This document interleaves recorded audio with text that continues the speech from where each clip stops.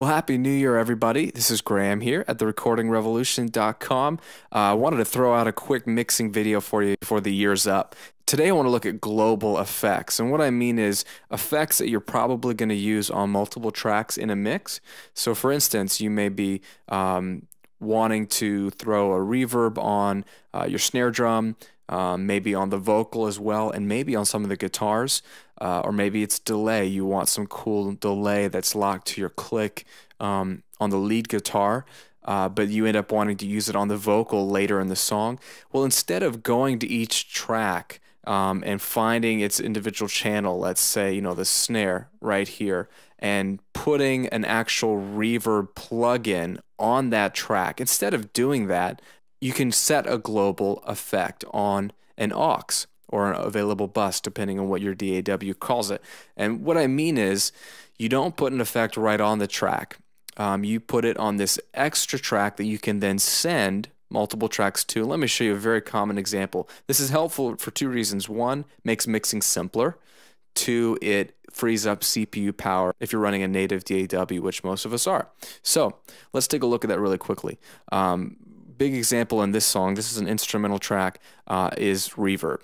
I've got this loop guitar that's going to loop the whole song. In fact, the whole song is building of loops. We created loops and then it builds into a song.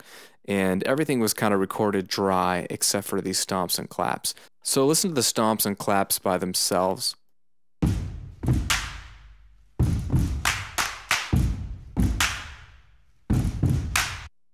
So those are recorded with natural ambience on a stage in a church, and so it kind of has its own natural reverb. The rest of the tracks are really just recorded dry in the studio, and the main one being this intro guitar.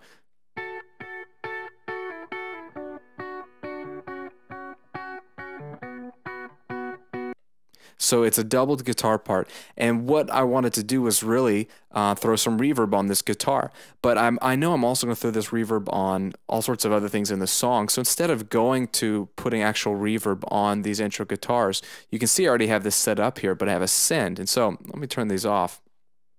In essence, all you're going to do, no matter what your DAW is you're going to create a stereo aux or bus. So in Pro Tools, it'd be a stereo aux input. And what this is, it gives you a fader. It's a track, but you can't actually record to it, but you can insert plugins and effects on it.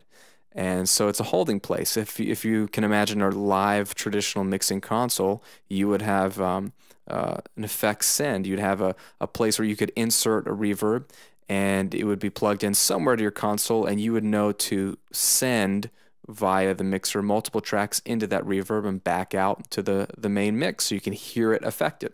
That's all you're doing here. So this is where you'd put your reverb effect. I've got one right here that I really like. I already have a setting. And so you find the reverb you want. You make sure the output of this global effect track is going to your main output. So in my case, that's submix.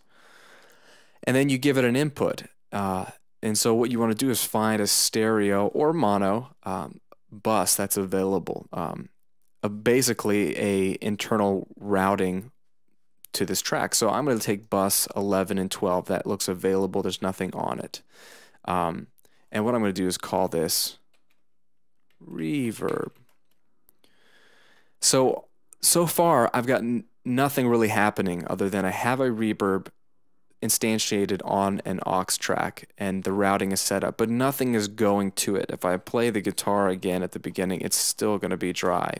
All right, because again, we haven't done anything to it, but we at least have a reverb available in our mix. So now all I have to do is send both these guitars to, you guessed it, bus 11 and 12.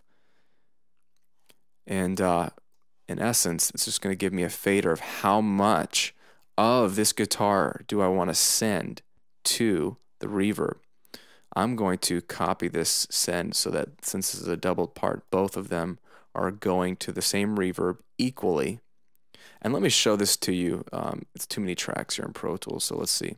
Pull up the reverb and pull up the guitar. So these are the only three tracks we're looking at. Just hide everything else. and we can look at it in a more traditional mix view. So these two tracks, they both have a send 11 and 12, which is going to obviously take us into this reverb. Let's take a listen.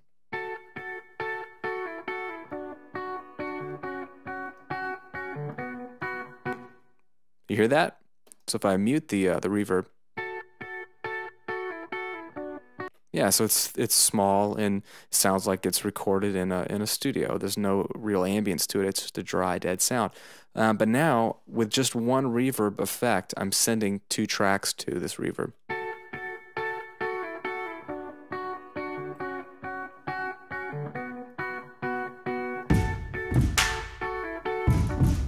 So now, obviously, it has more relevancy to the other track. And all I want to show you really quick is that now I can send any other track to it. So for instance, let me pull up the drums here.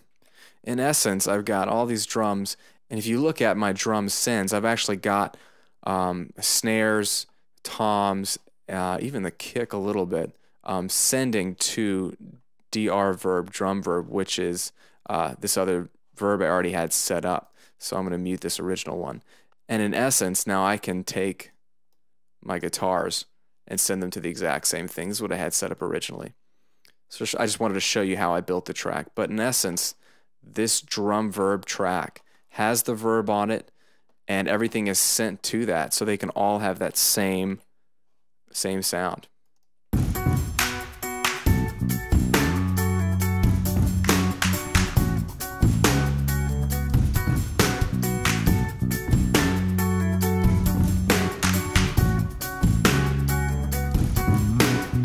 And so you see the reverb effect right here. So you can mix up more reverb on everything globally or less reverb on everything globally. And in essence, all I'm doing, guys, is have one reverb.